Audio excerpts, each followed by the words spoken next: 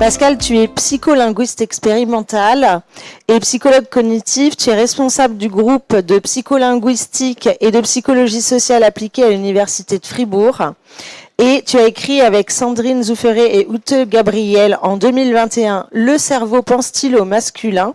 dont la nouvelle édition vient de paraître avec un titre qui semble répondre à la question de la première version. Et si on arrêtait de penser au masculin, dans la mesure où notre langage, construit notre manière de voir le monde, mais aussi notre manière de penser et celle de nous comporter, il nous semblait impératif dans ce colloque de t'inviter et nous sommes ravis de t'écouter. Merci beaucoup pour cette invitation. Je vais rester debout parce qu'en psychologie, on n'a pas l'habitude de présenter assis. Et quand je suis assis, j'ai la voix qui commence à trembler. Donc je vais rester debout comme ça. J'ai tendance à dire, quand je commence mes présentations, j'ai tendance à dire si vous avez envie de flinguer votre Noël, comme moi, vous demandez à votre oncle, comme ça, au milieu du repas, puis vous dites dis donc toi, tu penses quoi de l'écriture inclusive ? Et si vous avez vraiment envie de flinguer Noël, vous lui demandez aussi ce qu'il pense des vaccins. Bon, alors je m'arrête ici en fait, il y a beaucoup de choses que les gens ne comprennent pas sur l'écriture inclusive. Il y a beaucoup de malentendus et aujourd'hui, je vais essayer un petit peu de lever ces malentendus, mais aussi peut-être de vous donner des pistes de réflexion par rapport à votre enseignement. Alors la première chose qu'il faut absolument voir, c'est qui a inventé l'écriture inclusive. Qui sont les premières personnes qui parlent de langage inclusif ? Et ça, c'est important, vous verrez pourquoi. C'est la première fois qu'on entend parler de langage inclusif, c'est en théologie protestante nord-américaine dans les années 1960-1970. En fait, ce qu'on voit apparaître, c'est des livres comme ceci, le livre de Nancy Adersti, par exemple, Inclusive Language in the Church, qui proposait aux pasteurs d'avoir un discours plus inclusif dans leurs sermons. Alors, ce qui est intéressant, c'est par exemple dans le livre, on retrouve, au lieu de parler du Fils de Dieu, parler plutôt de l'enfant de Dieu. Alors pourquoi je vous dis ça ? C'est parce qu'ici, il y a une substitution par un épicène qui est une des formes d'écriture inclusive. Et ce que je peux vous dire, déjà, ce livre est paru en 1983, je l'ai parcouru, il n'y a aucun point médian dans ce livre. D'accord ? Alors c'est important de bien comprendre ça parce que moi je vais vous montrer maintenant un petit peu l'écriture inclusive. Alors le langage inclusif de manière générale, je vais vous montrer un petit peu quelles sont les pratiques qui sont ciblées quand on parle de langage inclusif. Et des pratiques, j'espère, je les ai choisies pour peut-être pour votre métier, pour comprendre un peu comment l'utiliser, peut-être comment l'utiliser avec des élèves. Alors, première chose, il y a plusieurs choses qu'on doit dire. Je ne vais pas m'étendre là-dessus. Je ne vais pas revenir sur la notion de genre. Vous avez eu assez d'éléments. Probablement, vous connaissez ça. Je ne vais pas venir sur le lien entre langage et pensée parce qu'on n'a pas le temps. Gardez en tête que c'est un sujet qui a été étudié depuis longtemps. Mais par contre, je vais revenir sur un fondement. Isabelle Collen n'en a pas parlé. Et j'aimerais bien quand même vous présenter ça parce que c'est très, très important. J'avais tendance à garder cet élément pour la fin de mes présentations. J'appelais ça l'élément coup de poing. C'était l'élément comme ça, je le sortais à la fin de mes présentations, et puis les gens disaient « Ah, Gigax, il a changé ma vie, machin ». Et puis en fait, maintenant j'arrête, je dis « Ah, je vous le présente au début ». En fait, on va le présenter au début, comme ça, il n'y a pas de malentendu. Nous, à Fribourg, on travaille beaucoup là-dessus, c'est la notion d'androcentrisme. L'androcentrisme, c'est le fait qu'on a érigé les hommes, ici la catégorie de genre, au centre de toutes nos préoccupations. L'homme, ici la catégorie de genre, j'insiste, a été mis comme la valeur par défaut. Partout, partout, partout. Si vous voulez comprendre depuis quand, vous pouvez lire Sapiens. Harari, lui, il met ça à peu près il y a 8000 ans, entre 8000 et 10 000 ans, révolution agricole. Mais c'est pas ça qui va nous intéresser aujourd'hui. Ici, je vais vous montrer quelques éléments pour illustrer cet androcentrisme. Alors, je vous choisis quelques éléments sur lesquels on travaille à Fribourg. Le premier, c'est les habits. Les habits, c'est intéressant. Si vous prenez l'habit neutre, juste mes diapositives seront à disposition. Je vous ai préparé un site avec les diapositives et j'ai plein de choses que j'ai mis pour vous aussi. Vous verrez, ça vous évitera si jamais je vous prendre des photos. Ok. Donc, prenons les habits. L'habit neutre, un t-shirt, des jeans. Si vous êtes de région jurassienne comme moi, des savates, mais sinon c'est des baskets. Mais c'est pas du tout l'habit neutre. C'est l'habit masculin qui a été érigé, c'est l'habit stéréotypé masculin qui a été érigé comme la valeur neutre. Regardez ici, alors vous voyez peut-être pas, mais il y a une cour d'école avec un panier de basket. Cette cour d'école a été construite pour des garçons. Pourquoi je dis ça? Parce que le sport a longtemps été réservé aux garçons. Culturellement, on est encore là, hein, on est encore là. Alors quand Coubertin, il revient pour les Jeux Olympiques au début du XXe siècle, il dit « Ouais, on va refaire, je ne sais pas s'il le dit comme ça, mais ouais, on va refaire les Jeux Olympiques comme les Grecs, c'est parti, mais pas pour les femmes. » Alors, ce n'est pas une théorie du complot. Si vous allez à Lausanne, au musée olympique, vous trouvez l'information. Il faut un peu la chercher quand même, mais on trouve l'information. Il ne veut pas les femmes aux Jeux Olympiques simplement parce qu'il trouve que leur place, c'est à la maison. D'accord? Alors, il ne veut pas les juifs non plus, mais ça, c'est un autre problème de Coubertin. Et ce qui est intéressant, c'est regarder les Jeux Olympiques ici à Paris en 2024. Vous avez une boxeuse algérienne ou marocaine? Algérienne, qui elle est passée pro il n'y a pas longtemps, ça fait quand même 10 ans qu'elle boxe, on l'a pas beaucoup vue parce qu'elle n'a pas gagné beaucoup de combats, mais tout à coup elle fait un combat contre une Italienne, puis elle tape un peu plus fort que d'habitude, elle gagne, super, on devrait se dire tout se passe bien. Le lendemain dans les journaux, c'est pas possible. C'est pas possible, ça doit être un homme. Non mais on est encore là, hein, on n'est pas dans les années 80 ici, et c'est assez intéressant de voir qu'on est resté là. Alors, l'autre élément qui est important, alors j'aurai pas beaucoup de temps, mais je vais quand même le dire assez vite parce que pour vous c'est important, les garçons apprennent à prendre la place. On leur donne cette place à l'école, les garçons apprennent à prendre la place, et ce qui est assez intéressant, c'est que ça a une implication, des implications à l'âge adulte. Alors pourquoi je dis ça? C'est parce que les hommes, dans les séances de travail, typiquement, parce que c'est dans les séances de travail qu'il y a le plus de recherches en psychologie, les hommes parlent plus longtemps, vont plus souvent interrompre la parole, et une dernière analyse qui a été faite récemment sur les débats politiques, vont prendre la parole sur des sujets qu'ils ne maîtrisent pas. Et ça, c'est important.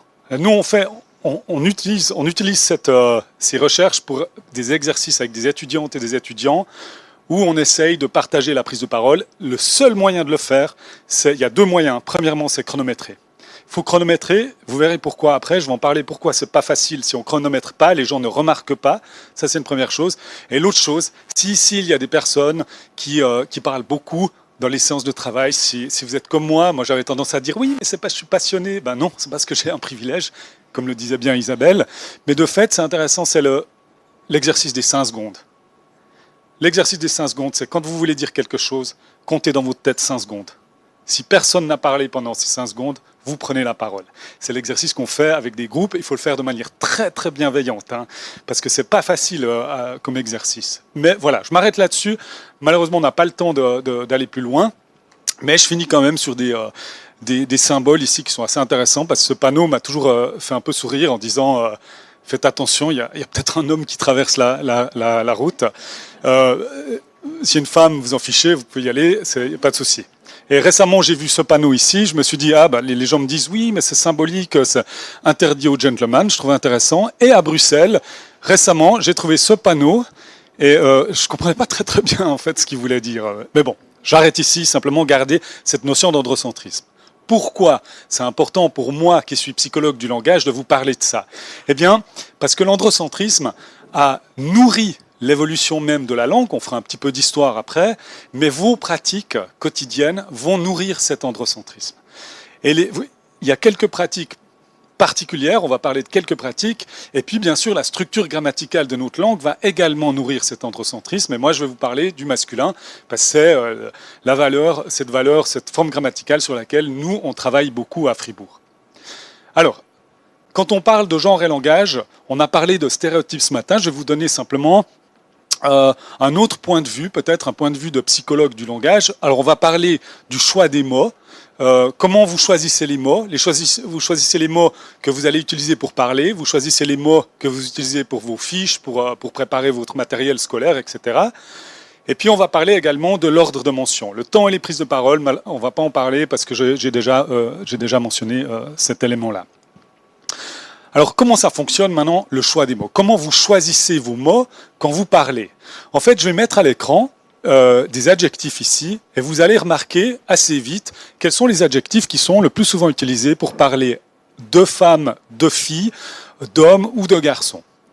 Et ce qui est intéressant ici, ça fonctionne. Je vais vous expliquer comment ça fonctionne. Peut-être vous savez déjà en utilisant une métaphore qui est beaucoup utilisée en psychologie, c'est la métaphore des ampoules. La métaphore des ampoules, c'est pas moi qui l'invente ici, elle nous permet de comprendre un petit peu comment ces associations vont fonctionner. Votre cerveau, quand il est exposé à deux éléments qui co-occurrent, qui arrivent en même temps, votre cerveau va rien faire. Mais ces deux éléments, s'ils arrivent une deuxième fois ensemble, une troisième fois ensemble, une quatrième fois ensemble, etc., votre cerveau, ce qu'il va faire, c'est qu'il va les lier. Il va les lier parce qu'il sait que si un des éléments est activé, la probabilité que l'autre soit activé est grande. Donc en fait, il va les lier. Ça, c'est la première chose. Deuxième chose, c'est que si ces deux éléments arrivent souvent, il ne va pas les éteindre. Il ne va pas les éteindre tout le temps. Pourquoi? Parce que vous avez un cerveau qui est économe, d'accord? Alors pour des psychologues sociaux, vous avez un cerveau qui est paresseux, mais je préfère dire économe. Et puis, votre cerveau, ce qu'il va faire, c'est que c'est un peu la même chose que si vous sortez de cette salle et puis vous revenez dans 10 secondes, vous n'allez pas éteindre la lumière parce que vous savez que vous revenez dans 10 secondes. L'énergie utilisée pour éteindre et la rallumer pour ces 10 secondes est probablement plus grande que de la laisser allumer pendant 10 secondes. Ok. Le cerveau va faire la même chose, c'est qu'il va laisser allumer. Mais ce que ça va avoir comme impact, c'est que vous, quand vous cherchez des mots, vous allez chercher les mots qui sont déjà un petit peu allumés en fait. Et puis vous allez les utiliser et vous allez exposer les autres aux associations, à ces associations. Ces personnes vont ensuite les utiliser, etc., etc. Aux journalistes à qui je présente ce travail, je leur dis souvent, quand vous écrivez un texte sur une personne, quand vous avez terminé votre texte, relisez votre texte et changez simplement le genre de la personne. Et relisez le texte avec ce prisme-là. Si votre texte sonne bizarre, c'est que vous l'avez genré. C'est très très compliqué. C'est très compliqué de casser ces expositions, vraiment. Et le problème de ces expositions, de ces associations aussi, on va les appeler maintenant stéréotypes. Pourquoi j'aime bien les appeler stéréotypes ici? Parce qu'elles ont une influence sur notre manière de voir le monde. Première chose, elles nous donnent l'impression, parce que ça va tellement vite, ces associations vont tellement vite qu'elles nous donnent l'impression qu'il y a quelque chose de naturel. Alors moi, je vais vous montrer maintenant ce que ça fait comme effet, et c'est important pour l'éducation, vous verrez pourquoi. Je vais illustrer un peu ces stéréotypes avec une expérience sur la magie. Alors pourquoi la magie? Parce que moi je suis un grand gamin, j'adore la magie, à part ça, mais vous verrez, c'est assez intéressant, mais aussi parce que la magie, il y a une association très claire en termes de genre. Les premières femmes qui font de la magie, 13-14e siècle, qu'est-ce qui leur arrive? Quick, voilà, elles reviennent dans le monde de la magie grâce à Houdini, mais elles reviennent dans le monde de la magie pas comme magiciennes au début du XXe, mais comme assistantes. D'accord? Le cercle londonien de la magie, le cercle le plus important, un des cercles les plus importants en Europe, a admis les femmes à partir de 1992. Vous allez comprendre, 92, c'est bon, 1992. Alors c'est intéressant de voir ça. Alors maintenant, cette association, je vais vous montrer un tour de magie. Dans l'expérience originale, on a 14 tours de magie comme celui-ci. Là, je vous en montre un. D'accord? Vous allez décider si c'est un bon tour ou pas un bon tour, allant de 1, il n'est pas très bon, à 7, il est très bon. D'accord? On fera à main levée. 1 à 7. C'est bon? Alors attention, je vous lance le tour, puis vous allez l'évaluer. Alors je ne sais pas si vous voyez bien, une carte. Bon, j'envoie le tour.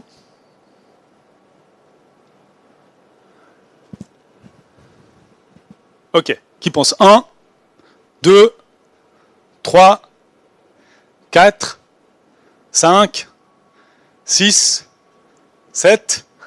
Je lève toujours la main, mais je ne sais toujours pas comment on fait ce tour. Ok, maintenant imaginez dans l'expérience, ce qu'on a fait, c'est que la moitié des personnes, on leur dit, on fête les 10 ans du département de psychologie, on a envie d'inviter quelqu'un pour venir faire de la magie, et on aimerait d'abord que vous évaluiez cette personne pour savoir si on va l'inviter ou pas. À la moitié, on dit, ce tour nous a été envoyé par Nathalie, à l'autre moitié, on dit, ce tour nous a été envoyé par Nicolas. D'accord? C'est le même tour, c'est même la même vidéo, physiquement. Quand on dit que c'est Nathalie, le tour il est quand même un peu moins bien. Et ça c'est intéressant, parce que à compétence égale, vous ne pouvez pas faire mieux. C'est pas possible. C'est la même vidéo. Physiquement, c'est la même. Vraiment, j'insiste toujours là-dessus. C'est vraiment la même, c'est la même vidéo. Et ça pose une question intéressante. C'est est-ce qu'on est capable d'évaluer, pour vous c'est important, d'évaluer la performance, la compétence, sans ces associations, sans ces a priori. Et cette expérience a été refaite pour le journalisme avec John Smith. Elle a été faite pour la composition musicale, la richesse de la composition musicale, etc., etc. Donc on voit ici, ça c'est important, c'est difficile de séparer finalement nos évaluations des a priori de ces associations qui sont très rapides. Ok.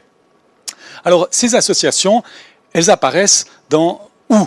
Où naissent ces associations? Alors, je vous montre 3 éléments, surtout pour illustrer les asymétries. D'accord? En termes de langage. Première chose, c'est évidemment la communication. La communication, c'est-à-dire la publicité. Là, j'ai pris une publicité ici, je vais vous dire, hein, si vous n'arrivez pas à lire, pas de souci. Il y a la petite fille modèle, il y a le petit génie des maths, l'âme d'artiste. On n'est pas en 1980 ici, hein, on est en 2019, graines de champion, vous voyez. Et ces associations, elles sont fortes. Hein, on est baigné tout le temps, tout le temps, tout le temps. Ici, ça n'a absolument rien à voir avec finalement les habits qui sont proposés, mais ces associations, elles sont là, elles sont assez rapides, elles sont assez directes. On retrouve bien sûr au niveau de l'école, alors moi je suis un peu allé chercher les pires qu'on pouvait trouver à l'école. Ici, l'apprentissage des verbes, vous avez regarder, écouter, nettoyer. On voit nettoyer qui nettoie ici. On voit, alors regardez, aider, je ne sais pas si vous voyez bien, mais aider c'est intéressant parce qu'il y a un homme qui se retourne, comme ça il a une valise, puis il se retourne parce qu'il y a une femme qui est en train de tirer une valise, puis ça fait un peu, sans lui, ça va être compliqué quand même hein, pour elle de tirer sa valise. Vous voyez, c'est une sorte de paternalisme en plus ici qui passe dans ce texte. Et puis encore, vous avez regardé, etc. Bon, je m'arrête ici là-dessus. C'est important de voir ces éléments dans les livres scolaires sont encore là, sont encore beaucoup là. On a un grand projet européen qu'on est en train de mettre en place pour l'analyse ici en France aussi des livres scolaires et quelle est l'influence que ça a, pas seulement sur la représentation du monde, mais aussi ce que ça a comme influence sur la motivation des élèves par rapport aux domaines qui sont ciblés. Donc ici, par exemple, par rapport aux langues. Donc c'est ça qui est intéressant pour nous. Le dernier point, c'est une asymétrie qui est plus dans un cadre professionnel. Je vais vous montrer ici Alison Chassagne, qui est une réalisatrice, qui a fait ici un petit reportage. Je vous montre le début du reportage. Elle s'est dit, qu'est-ce qui se passe si je pose des questions qui sont habituellement posées à des hommes cadres d'entreprise, des femmes cadres d'entreprise, je vais poser les mêmes à des hommes cadres. Donc elle prend les questions qui sont habituellement posées à des femmes et elle va les poser à des hommes. Puis regardez ce qui va se passer ici. Alors le son, j'espère que ça va passer. Attention.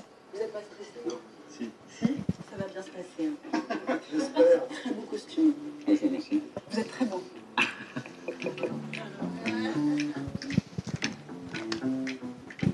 Nicolas Hieronymus, Jean-Marie Triton, Thierry Déo, Cédric O, Philippe Zawati, Xavier Niel, François-Henri Pinault, Frédéric Mazella, bonjour. Bonjour. Bravo pour votre parcours exceptionnel. C'est très rare d'occuper de telles fonctions pour un homme de votre âge, on n'est pas habitué. Vous avez droit à quel genre de commentaires, parce que ça a dû en étonner plus d'un. Non, en fait, je ne pose pas cette question-là. Vous ne trouvez pas que c'est encore dur pour un homme, alors qu'on est en 2022, de privilégier sa carrière? Pas trop, en 2022. Moi, ce qui a été difficile pour moi, c'est de trouver le bon équilibre entre la vie personnelle et la vie professionnelle. Et c'est pas évident. Et là, si vous pouviez vous adresser à des jeunes hommes qui ne pensent même pas à se lancer dans ce genre de carrière, qu'est-ce que vous pourriez leur dire?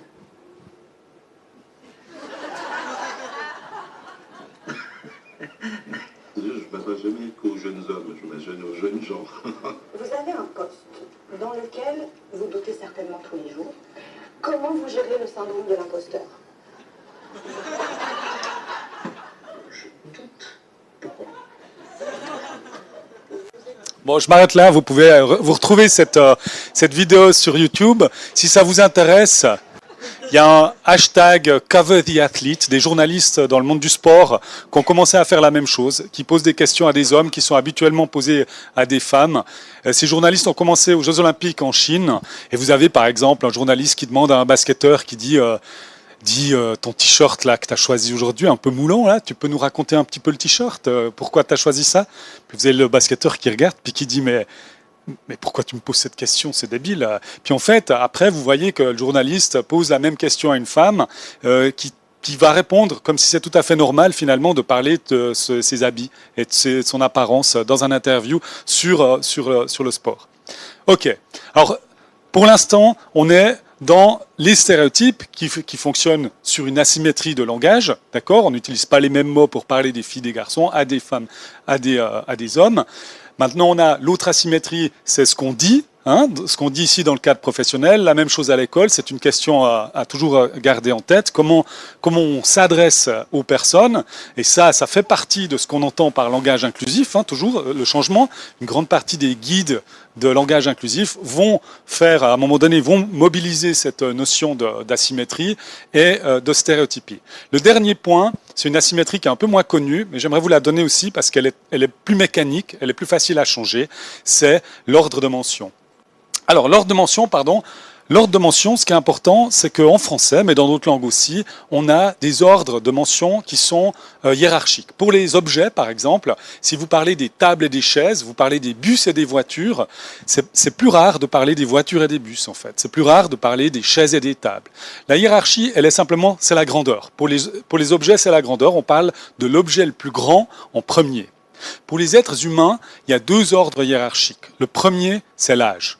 L'expression père et fils ou mère et fille, vous les avez jamais entendus, fils et père ou fille et mère. On parle de la personne la plus âgée en premier. Maintenant, je vais vous prendre deux exemples ici, et bien sûr, l'autre ordre hiérarchique, c'est le genre. Je vais vous prendre deux expressions en français ici que j'aime beaucoup, les hommes et les femmes et mari et femme. Alors juste pour la petite histoire, en 2017, je fais cette présentation, une personne maintenant lève la main. Cette personne regrette aujourd'hui encore d'avoir levé la main à ce moment-là, et elle regarde, puis elle me dit « Mais évidemment, c'est l'ordre alphabétique. » J'attends votre réaction, merci, vous connaissez votre alphabet, c'est bien. Donc non, c'est pas l'ordre alphabétique, mais c'est intéressant parce que les hommes et les femmes, vous pouvez essayer de le dire, les femmes et les hommes. Les bureaux de l'égalité ont été les bureaux de l'égalité entre hommes et femmes. Et cet ordre, même si vous le dites, vous remarquerez que c'est un peu bizarre en fait de dire les femmes et les hommes. Alors je vais m'arrêter sur l'autre exemple ici, c'est mari et femme. Pourquoi cette expression elle est intéressante? Parce qu'il y a une double asymétrie. La première asymétrie, c'est que vous n'avez jamais entendu femme et mari. Mais par contre, le mari ici peut être un mari, mais il peut être un homme aussi.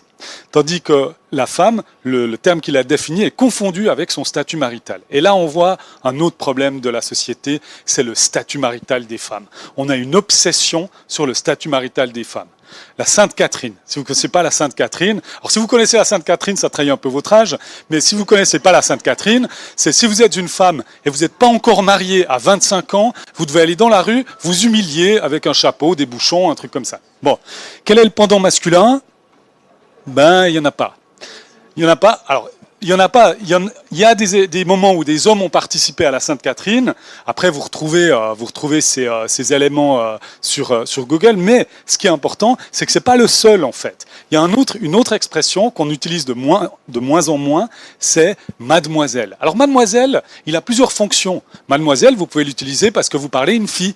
Mademoiselle, c'est une petite femme, d'accord, une petite madame.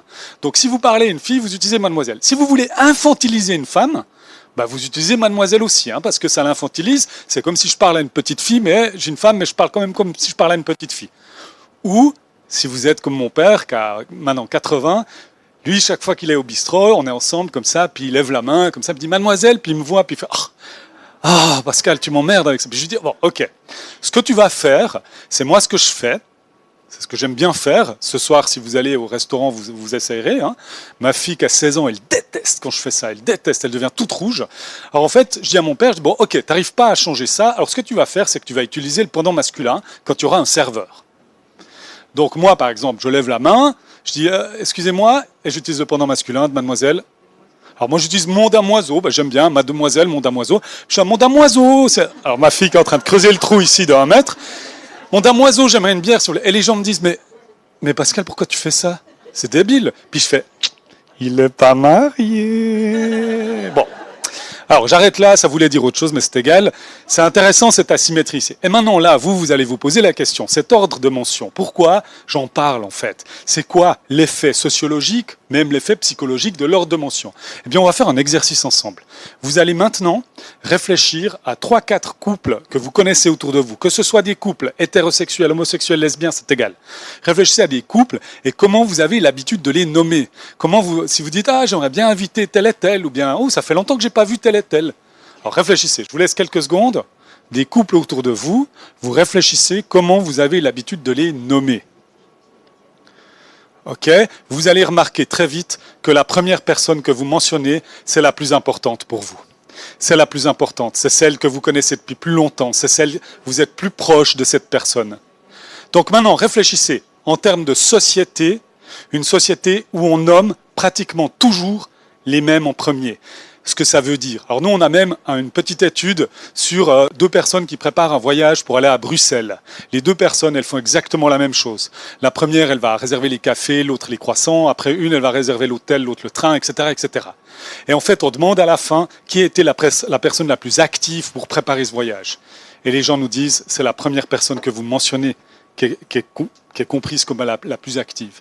Donc réfléchissez en termes de société, ce que ça veut dire quand on nomme toujours les mêmes en premier. Alors moi j'aime bien parce que je vois à vos têtes, comme ça, je vois comme ça, vous allez dire, je suis sûr que c'est pas vrai, je suis sûr. Voilà. Ok, alors on va prendre les exemples, il y en a surtout un. Alors on va pas parler de Marie et Joseph, parce que Marie et Joseph, on peut quand même admettre que Marie a été un peu plus importante dans l'histoire, là, dans cette histoire-là. Ok, Marie et Joseph. Mais il y en a un autre, une expression en français depuis le XVIIIe siècle où les femmes sont nommées en premier. L'expression c'est en anglais aussi, mesdames et messieurs, ladies and gentlemen. Et là, vous vous dites, mais bien sûr, parce que le XVIIIe siècle, les femmes ont tout le pouvoir. Elles ont, non, en fait, elles n'ont pas de pouvoir. Alors non seulement elles n'ont pas de pouvoir, mais elles n'ont même pas de droits. D'accord ? Les droits de l'homme, c'est intéressant les droits de l'homme. Si vous voulez savoir ce que ça donne pour les femmes, parce que les femmes et les enfants ne sont pas mentionnés, hein, les femmes et les enfants n'ont pas de droits. Donc ça c'est important. Donc les droits de l'homme, ça n'a jamais été voulu de manière générique, pas du tout. Si vous voulez savoir ce que ça donne, il faut lire Olympe de Gouges. Elle, vous lisez, vous verrez ce que ça donne, les droits pour les femmes. Et ça c'est intéressant ici. Bon, je m'arrête sur cet ordre de mention. Votre vie va devenir un cauchemar. Mais ce qui est important, c'est que l'ordre de mention, la stéréotypie, donc ce que je vous ai dit, fait partie du langage inclusif. Un langage plus inclusif va vous faire changer cet ordre de mention ou pas, hein, ça dépend de ce que vous voulez faire. On verra à la fin, je vous dirai pourquoi exactement, ce que ça a comme influence. Mais la stéréotypie, l'ordre de mention sont des éléments qui sont importants quand on parle de langage inclusif et d'écriture inclusive. Maintenant, je vais m'arrêter sur un autre élément, c'est la structure grammaticale. En utilisant juste une phrase ici, un chercheur a demandé aux enseignants de penser à Emmanuel Charpentier. Bon, habituellement, alors Isabelle m'a un peu coupé l'herbe sous le pied ce matin, mais habituellement, à ce moment de ma présentation, je fais vite un test. Je fais un test pour vous réveiller. D'accord ? Alors, je ne mets pas des petits chats. Moi, je vais vous réveiller. On va faire un exercice ensemble. Je vais vous poser une question et vous répondez hyper vite. Vous pouvez crier la réponse. Attention. Nommez le plus rapidement possible une scientifique connue, mais pas Marie Curie. Eh non, Marie Curie, elle arrive. Bon, Emmanuel Charpentier, prix Nobel 2020, biochimiste française, voilà, comme ça vous en avez. Mais évidemment, on vous dit, oui, les femmes dans l'histoire, il y en a eu plein. Ben non, il y en a eu 4. Il y en a eu 4, il y a eu Cléopâtre, Lord George Sand, Marie Curie et Jeanne d'Arc. Voilà, on a fait les 4, c'est ça. Si ça vous intéresse, lisez Titu Lecoq sur le grand effacement des femmes au 19e siècle. C'est un livre qui est passionnant, qui vous explique un petit peu comment les femmes ont disparu. Mais on n'est pas là pour discuter de ça. Moi, j'aimerais vous présenter juste un élément qui est important, qui est la base de tout, qui est la base de l'écriture inclusive. C'est cette forme-là. Un chercheur aux enseignants. Pourquoi en psychologie, on s'est intéressé à ça? Il y a une forme grammaticale masculine. Alors, cette forme grammaticale, on va faire un peu école ici. Cette forme grammaticale masculine, mais vous le savez bien sûr, elle est ambiguë. Elle est ambiguë. C'est ça qui nous intéresse en psychologie. Elle est ambiguë. Pourquoi elle est ambiguë? C'est parce qu'elle peut avoir plusieurs sens. Elle a un premier sens qu'on appelle le sens spécifique. Ici, un chercheur, c'est un homme. Aux enseignants, ce sont tous des hommes. Cette interprétation est tout à fait possible. Il n'y a rien dans cette phrase qui me dit que ce n'est pas possible. D'accord? Maintenant, il y a un autre sens. Un sens qu'on appelle générique. Pour des linguistes, c'est carrément un autre masculin. Vous avez un masculin marqué et un masculin non marqué. Pour des psychologues comme moi, ça a toujours été vraiment quelque chose de super impressionnant. Pourquoi? Mon collègue en Finlande, donc le finnois n'a pas de genre grammatical, me dit « Hey Pascal, tu peux m'expliquer là le masculin marqué, le masculin non marqué ?» Puis je dis « Ouais, pas de souci. Ça, c'est le masculin marqué. » Hein? Puis le masculin non marqué? Écoute, c'est aussi celui-là en fait. Bon, j'arrête. La morphologie, c'est la même. Donc pour des psychologues, on va plutôt parler d'une autre interprétation. Maintenant, cette autre interprétation, elle est ambiguë. parce qu'elle peut être neutre ou bien mixte. Alors on va juste s'arrêter pour le neutre. Neutre, en termes linguistiques, c'est sans rien. C'est comme si vous avez lu un chercheur aux enseignants, vous n'avez absolument rien mis là-dedans. C'est pas possible. Pour des psychologues, c'est pas possible. Vous regardez un nuage suffisamment longtemps dans le ciel, vous voyez apparaître une forme, donc le cerveau ne gère pas bien le rien du tout. D'accord ? Mais maintenant, neutre. Alors psychologiquement, c'est quoi neutre ? Réfléchissez à une personne neutre. C'est quoi ? La personne que vous avez en tête, elle est agenrée, elle n'a pas de caractéristiques féminines ou masculines. Est-ce qu'elle est androgyne ? Elle a des caractéristiques féminines ou masculines ? En fait, c'est intéressant parce que ce soir, par exemple, quand vous aurez commandé une bière à Mon Damoiseau, vous allez prendre un bout de papier, vous dessinez une personne neutre, si vous savez un peu dessiner, puis vous la montrez à la personne à côté de vous. D'accord ? Si la personne, et vous lui dites quel est le genre de cette personne, si la personne ne vous répond pas à ce que je vais vous dire maintenant, vous m'envoyez un email. D'accord ? Elle va vous dire c'est un homme. Et c'est intéressant ça, parce que ça pose des questions sur la notion même de neutralité dans une société extrêmement binaire dans sa représentation. C'est très complexe en fait. Et nous, on a un grand projet européen pour définir ce qu'on entend par la neutralité. Ça dépend des personnes, etc. Bon, gardons en tête, c'est compliqué. On va prendre maintenant l'autre interprétation, mixte, pour les enseignants ici. Mais mixte, c'est ambigu. Parce que c'est quoi ? C'est un homme, 50 femmes, c'est une femme, 50 hommes, c'est moitié-moitié, ou bien c'est un homme, une femme et 50 personnes non binaires.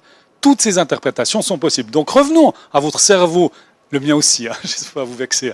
Revenons à votre cerveau économe ou paresseux. Chaque fois que votre cerveau voit un masculin, il va devoir décider, il a à peu près entre 200 et 800 millisecondes, c'est très très rapide, hein, si vous voulez, pour entendre, pour lire aussi, il va devoir décider de quel sens il s'agit parmi tous ces sens en fait.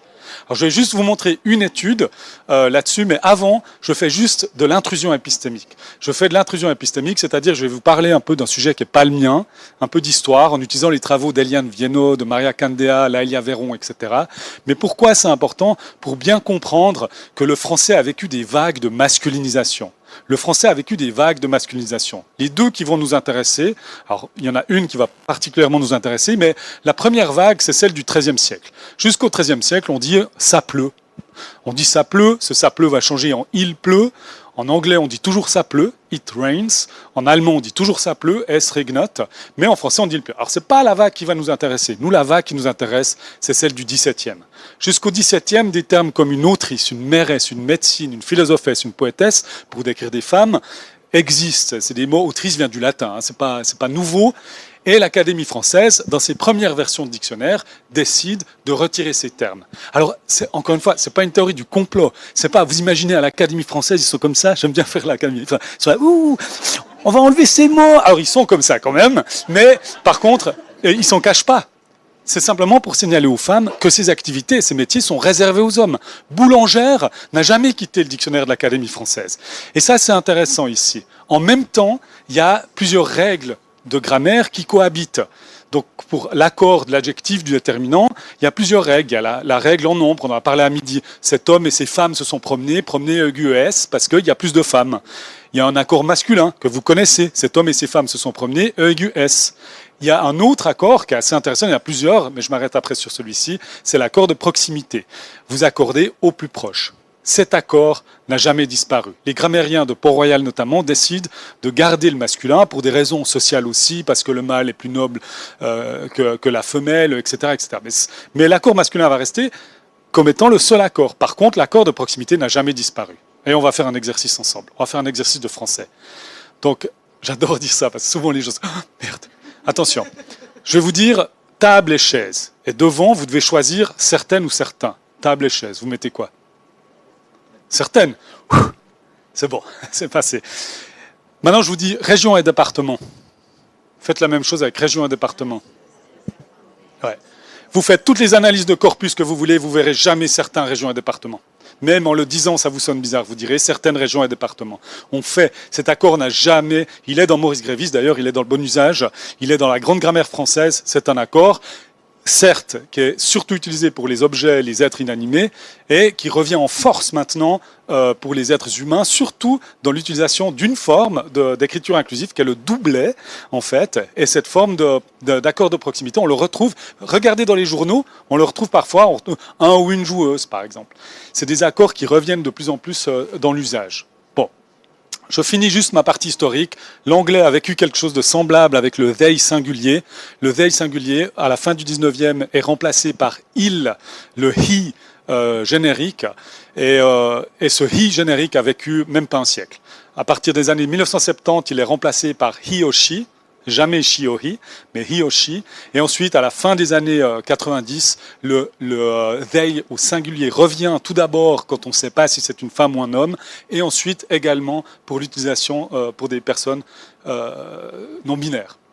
Alors, on peut en parler après dans la discussion si vous voulez, mais je vais m'arrêter ici là-dessus. Je vous montre juste une caricature d'Honoré Daumier. Je profite d'être en France pour montrer le caricaturiste français très connu du 19e, qui fait juste une caricature d'une écrivaine, d'une autrice en fait. Et puis on verra un petit peu comment on voyait les autrices à la fin du 19e. Vous avez une femme qui est en train d'écrire, vous voyez peut-être pas, elle a une petite plume. Et puis voilà, c'est qui il y a un gamin qui est dans le seau, c'est le bordel. L'appartement, c'est le bordel. On voit très bien ce qu'on pense ici du rôle des femmes en fait dans la société. Alors on est en 2026 et mon rêve, des fois je me réveille la nuit en disant j'aimerais tellement leur dire que les choses ont changé. Non, en fait, si vous regardez en Suisse les dernières votations sur le congé parental, on est à peu près là. Bon, je m'arrête là-dessus. Pour vous, ce qui est important, je reviens à la psychologie, c'est comment on apprend la règle de l'interprétation du masculin. On l'apprend toujours de la même manière et ça c'est important pour vos élèves. Première chose, c'est que le masculin et le féminin, c'est des valeurs qu'on apprend, des règles grammaticales qu'on apprend avant de rentrer à l'école, évidemment. Donc on vous dit à l'école de manière formelle, si vous voulez parler d'un homme ou d'un garçon, vous utilisez. Alors d'abord on vous dit pour les objets, le genre grammatical est aléatoire, vous ne pouvez pas dériver par la logique, à moins que vous soyez linguiste spécialisé là-dessus, mais on ne peut pas dériver par la logique. Pour les objets. Par contre, si vous parlez d'un homme ou d'un garçon, vous utilisez le masculin. Si vous parlez d'une femme ou d'une fille, vous utilisez le féminin. Mais les enfants apprennent cette règle avant d'arriver à l'école, bien sûr, parce que aux enfants, on leur parle en utilisant le genre grammatical. On leur dit, dis donc toi tu es une fille courageuse, dis donc toi tu es un garçon courageux. Vous voyez ? Donc les enfants apprennent déjà ça. Cette règle, elle est très simple à apprendre pour les enfants. Et ensuite, on apprend la règle de l'interprétation générique du masculin au travers de la règle de l'interprétation mixte. Alors moi, je trouve c'est tellement impressionnant cette règle que j'ai préparé une animation de folie. Vous allez voir, à Fribourg, vraiment, ça va vous impressionner. Ça m'a pris des heures et des heures. Juste pour illustrer à quel point je trouve cette règle assez impressionnante. Alors attention. Alors c'est pas encore ça, j'étais déjà assez content de mon animation ici. Si vous parlez d'un groupe d'hommes ou de garçons, vous utilisez le masculin. Si vous parlez d'un groupe de filles ou de femmes, vous utilisez le féminin. Jusqu'ici, tout va bien. Et là, pour moi, il y a quand même un moment où je me dis, mais pour les enfants, ça doit faire comme ça dans le cerveau. Attention, ça va vite, même si ça m'a pris beaucoup de temps. Attention, et on l'apprend comme ça.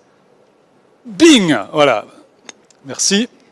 Alors, et on vous dit, il suffit d'un homme ou d'un garçon et tout le groupe change au masculin. C'est cette fameuse règle masculin qui l'emporte. Alors, dans les manuels scolaires des années 50, 60, il suffit d'un homme, d'un garçon ou d'un chien. Et ça, c'est important, parce que ce chien a été discuté en philosophie, parce que symboliquement, ce chien et ces femmes se sont promenés, E aigu S. Et j'ai retrouvé un livre des années 50, je vais vous montrer ici, comment on apprend cette règle. Alors, peut-être... Ouais, vous le voyez quand même bien. Ok, le masculin l'emporte sur le féminin, bien sûr. On voit ici ce qui symbolise probablement des filles, je pense. Il y en a une, elle est tellement nulle, elle tombe. Au milieu, je sais pas, un peu de paternalisme, hein, peut-être un petit garçon qui vient aider, comme ça, un peu. Et puis, ce garçon avec des biceps, là, quand il attaque, lui, il gagne, hein, parce qu'il est plus fort que le féminin. Et on a le chien, hein. Le chien, il est là aussi, pour illustrer cette règle. Alors, bien sûr, nous... Ce qui nous intéresse à Fribourg, c'est à quel point c'est facile ou possible. Au départ, la question c'était à quel point c'était facile de considérer le masculin comme une valeur générique. C'était ça notre question de départ. Alors, depuis, je vous promets, on a essayé plein de choses, vraiment, beaucoup de choses. Depuis 2004, on travaille là-dessus. Au début, moi, j'avais pas du tout cette hypothèse, mais en fait, à l'heure actuelle, il y a 300 et 400 articles scientifiques à peu près sur ce sujet, sur le masculin, qui montrent que masculin égale homme est spontanément activé et que c'est pratiquement impossible à enlever. Et je vous promets, quand je dis impossible, vraiment, hein, il y a juste une chose qu'on n'a pas essayé, on n'ose plus, c'est les chocs électriques. Voilà, bon, on n'a pas fait, on n'ose plus. Alors c'est bien, hein, c'est bien, mais je veux dire, on a vraiment tout essayé. Si quelqu'un vous dit qu'il y a de la controverse, il y a de la controverse en linguistique, il y a de la controverse, c'est quelqu'un qui ne connaît pas la littérature. Il n'y a absolument aucune controverse là-dessus. Il n'y a aucun papier qui montre quelque chose de différent. Moi, je vous montre ici l'étude de Julia Mizerski parce qu'elle a travaillé dans notre équipe et ça me permet de vous montrer un cerveau dans ma présentation. Quand on montre un cerveau dans sa présentation, les gens pensent souvent que c'est plus sérieux. Donc, c'est pour ça que j'ai choisi un cerveau. Alors, elle, ce qu'elle fait, c'est qu'elle montre des phrases comme ceci. Les étudiantes... Ah non, je vais d'abord vous expliquer ce qu'elle fait. Elle mesure l'activité électrique du cerveau. En fait, je vais créer un pic d'activité électrique dans votre cerveau maintenant. Alors, attention. C'est génial quand un psychologue vous dit ça. Ça va faire un peu mal. Non, vous n'allez même pas le sentir. Attention, je mets du beurre sur ma tartine avec ma chaussette. Au moment où je dis chaussette, votre cerveau, ça a fait... Vous ne l'avez pas senti, mais on peut très bien aller regarder simplement ce pic d'activité électrique parce qu'il y a une incongruence, il y a quelque chose qui ne va pas dans ce que je vous ai présenté. Elle, ce qu'elle fait, c'est qu'elle présente des phrases comme ceci en allemand, mais je vous le mets en français. Les étudiantes sont allées à la mensa, à la cafétéria, parce que certains des hommes avaient faim. Là, il doit y avoir un... parce que ce n'est pas possible. Le féminin est exclusif, donc cette phrase-là n'est pas possible. Elle va comparer l'activité électrique du cerveau au moment où on lit homme ici à les étudiants sont allés à la mensa parce que certaines des femmes avaient faim. Grammaticalement, c'est possible. Ici, c'est possible. Si on considère le masculin comme une valeur générique, c'est tout à fait possible. Elle va mesurer l'activité électrique quand on lit femme. Alors regardez, cette étude a été répliquée dans d'autres laboratoires depuis. La première fois, c'est en 2019. Et regardez ici, alors je vais vous montrer des cerveaux, des coupes de cerveau. Plus c'est rouge, plus ça charbonne. C'est très simple. Et regardez ce qui se passe. Alors je vous montre entre 500 et 800 millisecondes. On peut en discuter pourquoi, mais je vous montre, la signature électrique est exactement la même. C'est la même signature électrique. Cette étude a été répliquée par d'autres laboratoires qui ont montré que cette signature électrique, elle arrive dès que le mot est présenté, dès que l'œil arrive sur le mot en fait, parce qu'il a déjà anticipé que si vous avez un masculin, il y aura une suite où il y aura des hommes. Et c'est ça qui est intéressant ici. Donc en fait, la règle de l'interprétation générique du masculin est simplement incompatible avec la manière dont fonctionne notre cerveau. Parce que notre cerveau, il va aller, alors on a toute une théorie là-dessus, mais il va aller au plus simple, au plus fréquent. Et le plus simple, le plus fréquent, c'est masculin égale homme. D'accord ? Donc maintenant, ce qui est important, je termine là-dessus, c'est que Le Figaro a écrit un article, il y a certains linguistes qui ont, à un moment donné, je ne sais pas pourquoi, on pensait que Le Figaro était une publication scientifique, j'imagine. Bon, il y a deux linguistes qui ont écrit un article dans Le Figaro, qui a titré l'article « Écrire en écriture inclusive va pas empêcher un connard de battre sa femme ». Alors nous, on a écrit une réponse. Le Figaro a refusé de publier la réponse. Un autre journal en Suisse l'a ensuite publié, mais simplement pour dire les salaires égaux non plus. Voilà, c'est tout. Et puis, si les salaires égaux ne vont pas empêcher un connard de battre sa femme, c'est pas pour ça que je vais arrêter de me battre pour les salaires égaux, en fait. Donc c'était vraiment un peu étrange de dire ça, quoi. Mais ce qui est important, il faut rappeler, maintenant, toutes les études qui comparent masculin versus d'autres formes, que ce soit des doublets étudiantes et étudiants, que ce soit des formes contractées, que ce soit des épicènes, des personnes, que ce soit d'autres formes, d'accord, toutes ont un point commun, c'est la visibilité. C'est la visibilité. Alors, il faut faire attention quand on parle de visibilité. C'est d'abord la sous-visibilité de certaines catégories, typiquement de femmes, ou d'autres catégories de genre, mais également, et ça c'est important parce qu'on a tendance parfois à ne pas le dire, ça a un impact sur la survisibilité des hommes. Alors pourquoi je vous dis ça? C'est parce que j'ai commencé ma présentation en parlant de l'androcentrisme. Comment l'androcentrisme est nourri en fait, où on pense simplement qu'il y a plus d'hommes. Il y a plus d'hommes dans ce qu'on nous présente dans les textes, dans les discours, etc. Et ça c'est important. Donc ça, cet effet-là, on le retrouve pratiquement dans toutes les études qui se sont intéressées à ça. Ensuite, ce que ça a comme impact, par exemple sur les enfants, sur leurs aspirations professionnelles, c'est une autre question en fait. C'est une autre question. En quoi la visibilité va impacter d'autres choses, c'est une autre question qui est tout à fait légitime. Mais il faut faire attention ici. La première chose qu'on sait maintenant, c'est la visibilité. La sous-visibilité et la survisibilité sont des éléments qui sont impactés. Alors ils ne sont pas impactés, c'est pas parce que je vous dis maintenant les chirurgiennes et chirurgiens que tout à coup, vous voyez que des femmes. Hein. Il y a des gens qui nous disent « Ah là là, c'est maintenant du sexisme à l'envers » ou je sais pas quoi. Mais non, c'est pas ça. Ça a un effet de visibilité qui est parfois assez fin. Ça dépend l'âge des enfants testés. Si on teste les enfants avant 12 ans, le langage a plus d'effets. Si on teste les enfants entre 12 et 16, les stéréotypes parfois effacent les effets de langage. Et puis ensuite, après 16 ans, on revient sur des effets de langage mélangés à des effets de stéréotypes. Donc vous voyez, ça dépend. Ça dépend ce que vous faites. Alors nous, on a testé la perception des métiers chez des jeunes allant de 2 à 18 ans et on retrouve ces effets. Les stéréotypes sont très très forts, on en a parlé ce matin, c'est encore très très fort chez les jeunes.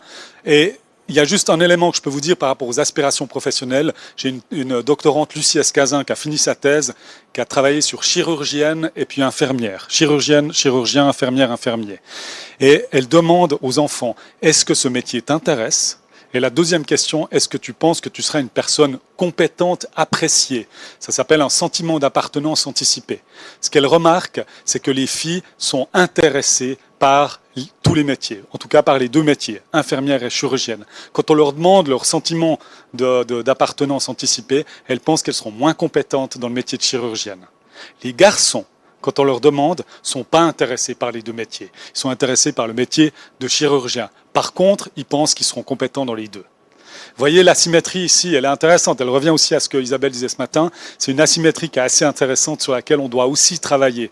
Et nous, on essaye de voir à quel point des manipulations, des interventions linguistiques peuvent avoir un impact également sur ces aspects-là, également dans les manuels scolaires. Je termine aussi parce qu'il y a pas mal de recherches sur les adultes. Par exemple, Henschel et ses collègues ont montré que des femmes cadres ont une probabilité de s'inscrire à des formations continues qui est plus élevée si ces formations continues sont présentées en utilisant les doublets, par exemple, et en évitant d'utiliser le masculin. Voilà.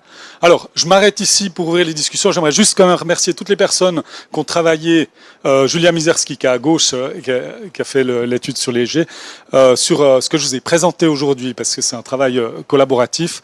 Et puis, comme on se rapproche de Noël, vraiment, il faut préparer les cadeaux vraiment le plus vite possible. Ça devient un peu urgent. Mais voilà, on a écrit un livre mandaté par le petit Robert. Par le Robert, par les éditions Le Robert. Pourquoi je vous présente ça? Parce que dedans, il y a... Bon, c'est aussi, j'aimerais aller en vacances à Hawaï, mais ça c'est autre chose. Dedans, il y a 17 petites expériences pour discuter du langage et discuter de ce que moi je vous ai présenté. Ces expériences sont bienveillantes. Il y en a une qui n'est pas bienveillante, mais les autres sont bienveillantes. Au départ, je vous avoue, moi j'ai pensé ces expériences plutôt pour l'apéro. C'était comme ça. Allez, on démarre la discussion, on aimerait le faire de manière sereine, et donc on démarre par ces petites expériences. Et en fait, les gens l'utilisent quand même pas mal dans le cadre scolaire, en fait, avec des élèves pour commencer la discussion. Et ça peut vous intéresser ici. Alors moi, je vous ai mis un site ici où vous avez ma présentation. Vous avez des petites capsules vidéo de ma présentation ici, mais plus complètes, des capsules vidéo en libre accès. Vous pouvez tout à fait les prendre, les télécharger, les envoyer à votre oncle avant Noël. Ça, vous ne pouvez juste pas enlever. Il y a la signature de l'EPFL, qui est l'école polytechnique en Suisse. Vous ne pouvez pas enlever ça, enfin pas malheureusement, mais voilà. Ça, et je vous ai aussi mis un petit court-métrage de Mélanie Pitlou, à l'école primaire. Elle a passé 6 mois dans une école en Valais où, avec les élèves. Elle a fait un court-métrage de 10 minutes. Elle a une méthode assez intéressante. Et ce court-métrage est accompagné d'un dossier pédagogique qui a été fait par la Haute École du Valais. Si vous voulez l'utiliser, vous pouvez aller regarder. Je vous ai mis où aller chercher pour regarder la vidéo. Si vous voulez l'utiliser, vraiment, contactez Mélanie Pitlou. Elle se déplace aussi volontiers. Elle a fait ce travail avec ses élèves. Et le dossier pédagogique est assez complet. Il est assez, si vous avez envie de travailler ça. Voilà. Merci.